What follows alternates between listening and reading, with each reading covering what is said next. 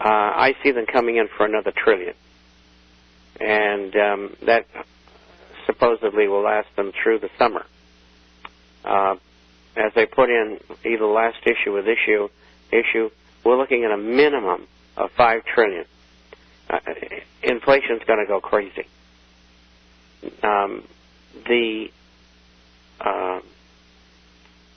As I said, the people in Europe are really, really disturbed, and they're all sitting on all this paper, and they don't like it. 64.5% of all foreign exchange reserves, on average, for banks throughout the world, is in dollar-denominated assets. So they're gonna get taken to the cleaners here. They're gonna lose half of what they've got, and they don't like that. But that's the way it is. They play ball, and their own people, their own partners screwed them. This is really what it amounts to. And like they say in Sicily, you watch your enemies and you watch your friends 10 times more. And so that's what's been going on, and the Europeans are unhappy about it. Unemployment is climbing in leaps and bounds all over the world, and they're getting a lot of heat from that as well. I'll talk about that in probably the next issue. I'll pretty well get tomorrow's issues set. And now, I'll get a few questions here. First one, if global currency is switched, as the Chinese are proposing, could we see a fantastic drop in gold and silver? And the answer is no. It'll be just the opposite. If the dollar is going to be replaced by, say, a basket of currencies, which is the most logical thing to do, because no one's going to accept a world currency at this point, and people can't walk around with SDRs in their pockets because it's a bank-to-bank thing. So they're going to have to go for a basket. And as I explained, could you... he was talking about something he was going to do, so that fixed that one. Okay, another question. The Rockefeller-Bush-Clinton connection with the Chinese, Russians, etc., don't you think all this media talk about those nations openly advocating removal of the dollar as the world's currency could be planned by the elite? Could be. You never know what they're up to. And all we can do is guess. And I've been lucky. I've been able to guess pretty much what they're going to do. But with the dollar, they're at a stage now that they're going to have to use that basket of currencies, at least for the time being. And then later they hope to phase in a one-world currency.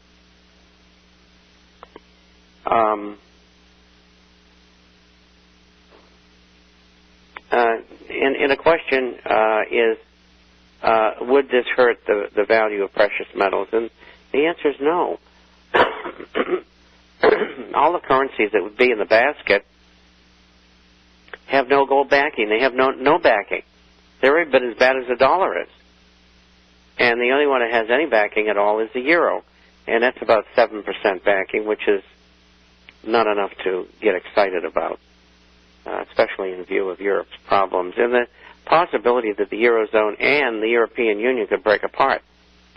Now, that's a very real possibility. And so gold and silver will go up on any announcement that the dollar is no longer going to be the currency for reserve for the world. Another question, devaluation. What happens to personal debts when there is a coordinated devaluation of all currencies, as you suggest might happen? Also, what if there is a dollar collapse? What will happen to personal debt? And that's it. And the answer is this. If they have simultaneous devaluation, which is very probable, then I would think that everybody would say, well, we're going to give you one new one for 10 old ones.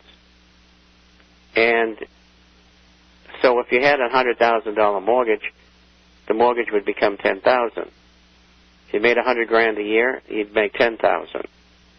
It would be a very deflationary thing, but it would be over with. And then I'm sure that they try to implement a world currency later, but they're not in the position to do that right now, and no one's going to buy it. Maybe these dummies who run these nations will, because they're bought and paid for it, but the public's not going to buy it, and they're going to have revolution on their hands. I mean, look at the crap that's going on with this new president of the United States.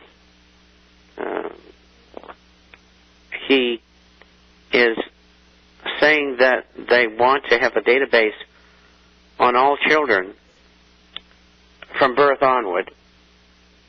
And if you're not in this database with your grades and all that sort of thing, and in your history, then you can't get a job. And of course, he wants to create this cult of personality where he has these equivalent of brown shirts running around, Obamaizing the country. And these are little things that are stuck into that latest bill that they're trying to get passed.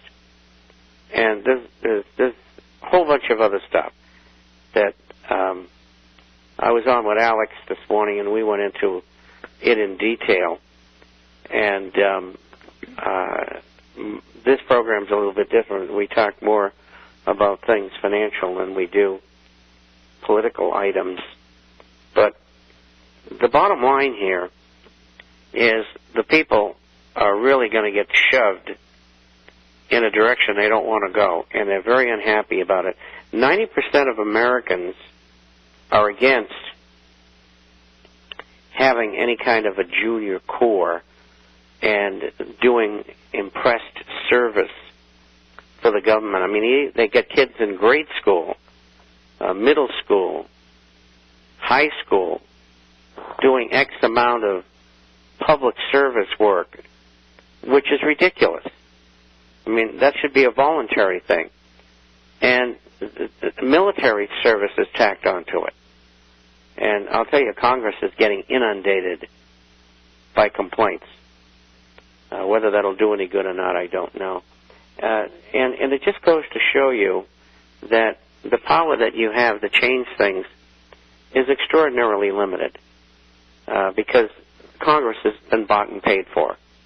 And they're not going to react generally. I mean, you might get lucky on some issues, but by and large, you're going to get nothing out of them.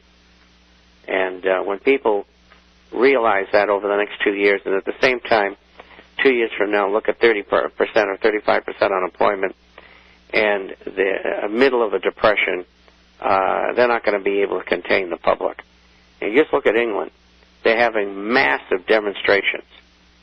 The demonstrators groups have all gotten together, and they're coordinating everything. And, of course, the police can't handle it. I mean, not that they're going to be violent. Some will, because that's their nature. But 99% of them are not going to be. But the police can't handle it. They just can't handle it. And so, over the next couple of months and through the summer, England's going to be a zoo when it comes to demonstrations, riots, violence. I saw some guy outside of Parliament with a sign around his neck, "Eat bankers." So the public isn't very happy.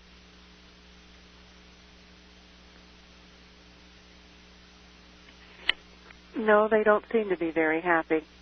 Is that all your questions? Mm-hmm. Okay.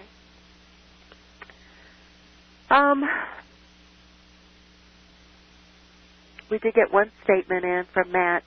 He wanted me to read this and say he wanted to thank us for thank you for the accurate reporting of information that is so important for so many people.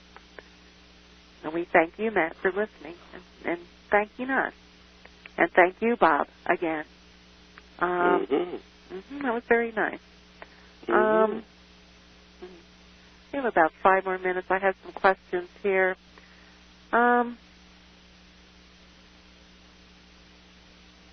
With all this monetization, all the money they are printing, can't they use this money to further suppress the price of gold and silver?